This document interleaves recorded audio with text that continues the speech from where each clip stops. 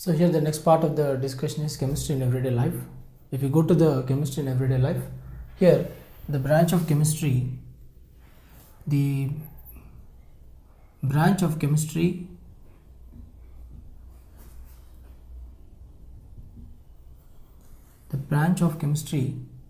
which deals with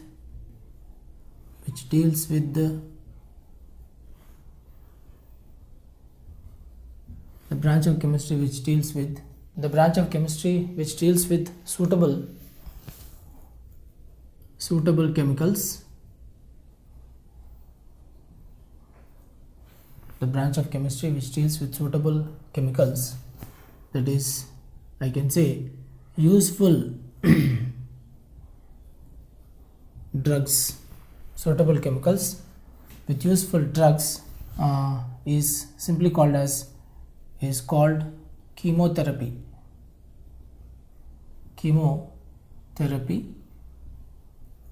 When you say chemotherapy, this chemotherapy, actually, and this chemotherapy finally says that this chemotherapy involves with the chemistry in everyday life.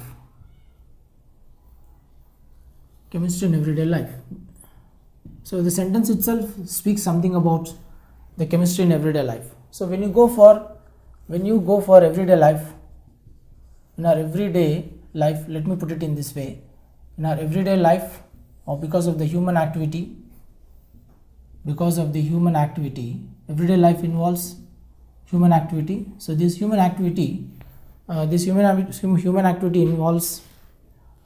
because of the human activity, you'll be exposed to different pollutants, you'll be exposed to different weather conditions, you'll be exposed to different demographic situations, you'll be exposed to different cultivation of your work culture, so on and so forth. So that means human activity involves different areas, potential areas, where the human being is trying to get exposed to various adverse effects.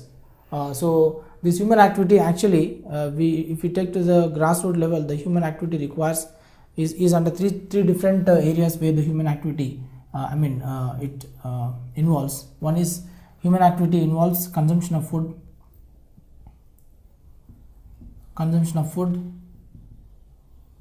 then cleansing agents. So when you're consuming food, then that food should be it should have health and hygiene. They should be clean. If the food is not clean, then it is adversely affecting. Then cleansing agents also, if the cleansing agents are good, then there are no side effects. Because of these cleansing agents, if there are any side effects, then definitely we need medicines. So when you say here, I'll catch the last term, that is medicine.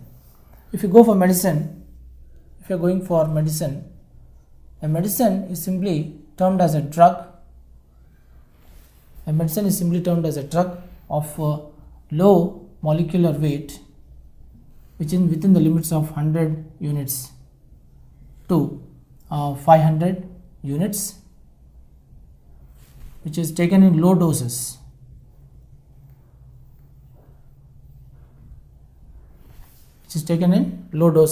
And it can target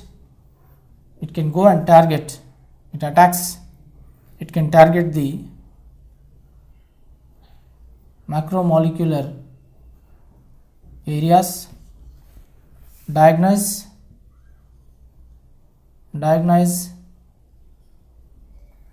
is done on the disease, diagnosis of disease is done,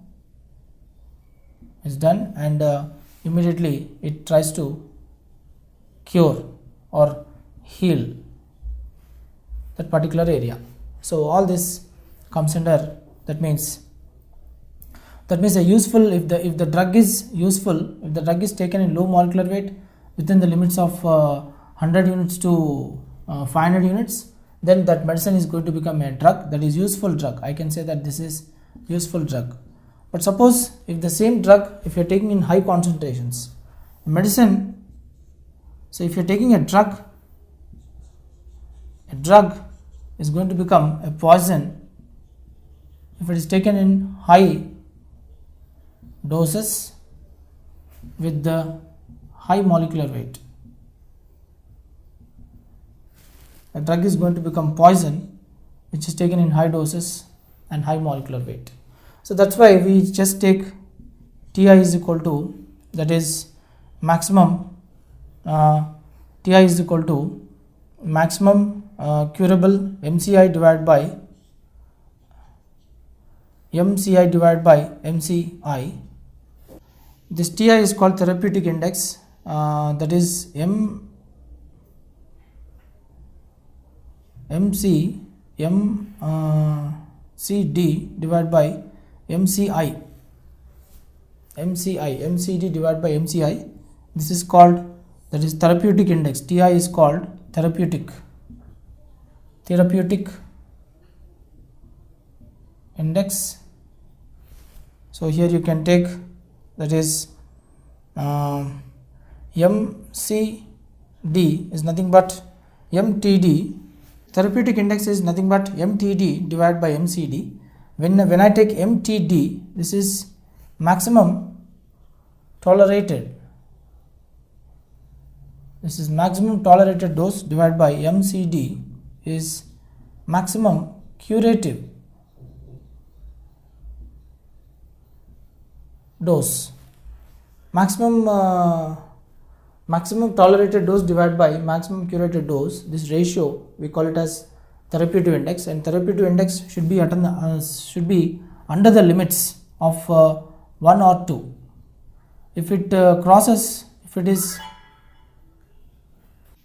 the therapeutic index should be under the limits of 1 and 2, but if it crosses 10, then you find that if Ti crosses 10, if it is greater than 10, then that means both the microorganisms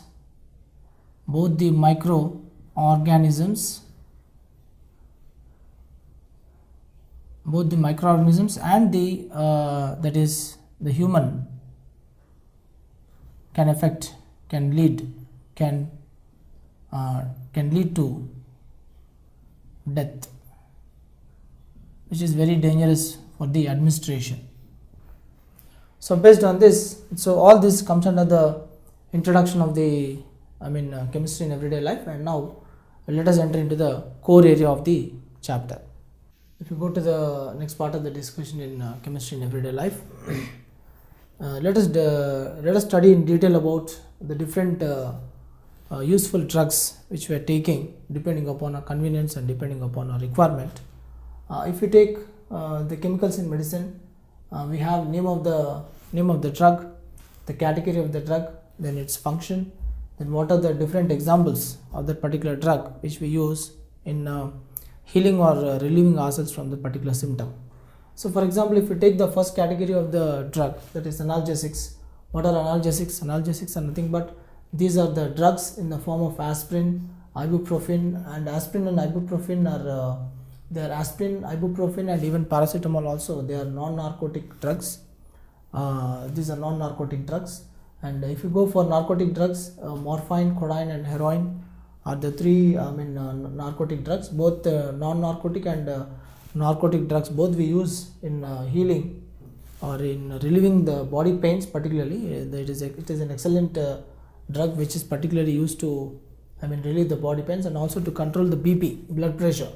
Also we can use analgesic. So here aspirin, ibuprofen, which are non-narcotic drugs.